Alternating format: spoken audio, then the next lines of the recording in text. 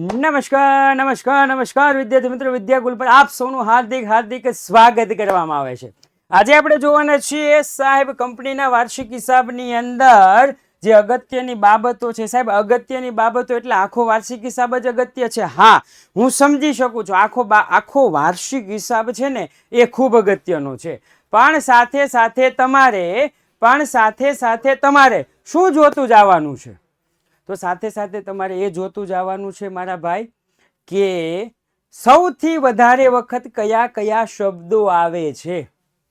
સૌથી વધારે વખત કયા કયા શબ્દો આવે છે, કેવા કેવા શબ્દો સૌથી વધારે વખત આવે છે, એ હું તમને આજે કહેવાનો છું. કે સાહેબ આ પાકું કરી નાખજો, આ જગ્યાએ આવે છે, આ જગ્યાએ આવે છે, પેલું પેલી જગ્યાએ આવે છે. ખ્યાલ આવી ગયો? રેડી? અંત સુધી વિડીયો જોતા રહેજો. ચેનલને સબસ્ક્રાઇબ કરજો, તમારા મિત્રો સુધી શેર કરજો કે કંપનીના વાર્ષિક હિસાબની અંદર પહેલા આટલું તું પાકું કરી નાખ, પછી બીજી બધી વિગતો તું કરજે. પરંતુ સાહેબ એનું તો સમજાય, પણ 30 માંથી 30 હેતુલક્ષીમાં લાવવા માટે શું કરવાનું? હેતુલક્ષીમાં લાવવા 30 માંથી 30 લાવવા શું કરવું? તો કે હેતુલક્ષીની અંદર 30 માંથી 30 લાવવા માટે મારા ભાઈ વિડીયોની નીચે ડિસ્ક્રિપ્શનમાં લિંક આપી છે. લિંક ઉપર તમે ક્લિક કરશો એટલે હેતુલક્ષીનો પ્રહાર એવી એક પીડીએફ તમારી ખુલશે, અને એ જે પીડીએફ ખુલશે પછી તમારે શું કરવાનું છે? વાંચન કરવાનું છે. રેડી? જેની અંદર સ્વાધ્યાયના સવાલ છે અને એક્સ્ટ્રા સવાલો પણ છે.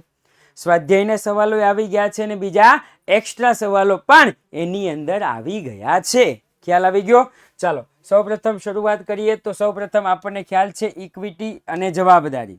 ઇક્વિટી અને જવાબદારી એની અંદર શેર હોલ્ડર ભંડોળ. શેર હોલ્ડર ભંડોળની અંદર તો કે સાહેબ શેર મૂડી. શેર મૂડીમાં યાદ રાખવાનું છે ઇક્વિટી શેર મૂડી અને પ્રેફરન્સ શેર મૂડી. જો બાકી હપ્તા હોય તો એ તમારે બાદ કરવાના છે, અને શેર જપ્તી હોય તો એ તમારે ઉમેરવાની છે. ખાસ યાદ રાખવાનું છે, બાકી હપ્તા બાદ કરો, શેર જપ્તી ઉમેરો. અનામત અને વધારાની અંદર તો કે નફા નુકસાન પત્રકમાં જે નફો આવે છે ને એ નફો અનામત વધારામાં જેની પાછળ અનામત અને ભંડોળ શબ્દ લાગે ને એ બધું જ અહીંયા જેની પાછળ અનામત અને ભંડોળ જે શબ્દ લાગે ને એ તમારે લખી નાખવાનું છે. મતલબમાં પ્રવેશ અને નિવૃત્તિમાં જે ભાગીદારો વચ્ચે વહેંચતા હતા ને એ અહીંયા લખવાનું છે. સામાન્ય અનામત, પછી મૂડી અનામત, અનામત ભંડોળ, રોકાણ વધઘટ ભંડોળ, કામદાર અકસ્માત વળતર ભંડોળ.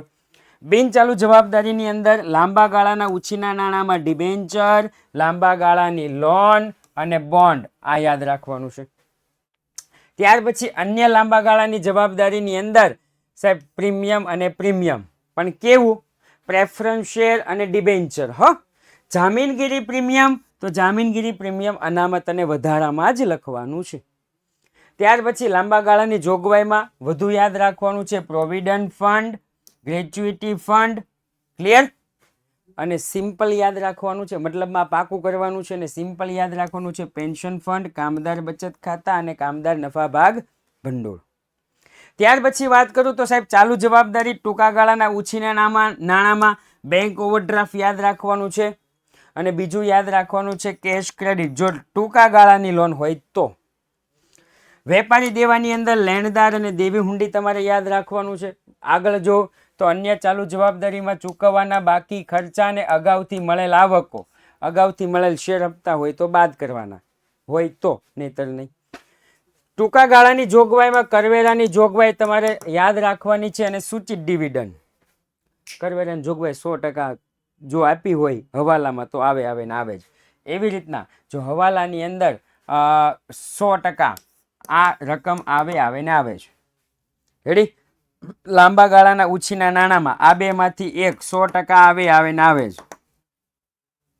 આટલું યાદ જ રાખી નાખવાનું. બેંક ઓવરડ્રાફ્ટ જો આપેલો હોય તો 100% આવે ને આવે જ.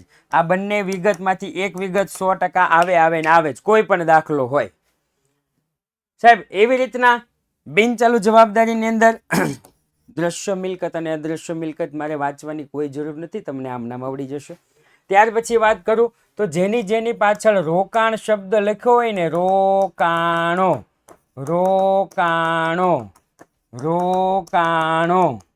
રેડી? રોકાણો, એ બધા જ રોકાણો બિન ચાલુ રોકાણમાં 12 માસથી વધુ.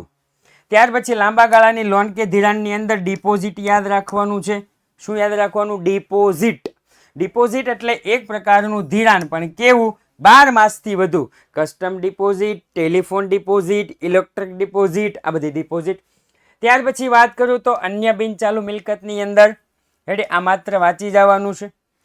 ચાલુ મિલકતની અંદર તો કે ચાલુ મિલકતની અંદર સાહેબ ચાલુ રોકાણની અંદર જેની પાછળ રોકાણ લખ્યું હોય એ પણ 12 માસથી ઓછા.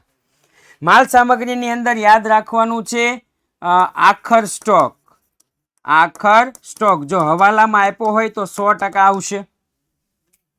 વેપારી દેવાદાર લેણી હુંડી સાહેબ 100% આવશે ને આવશે. રોકડ શિલ્લક બેંક શિલ્લક 100% હોય ને હોય. આપેલી લોન યાદ રાખવાનું છે.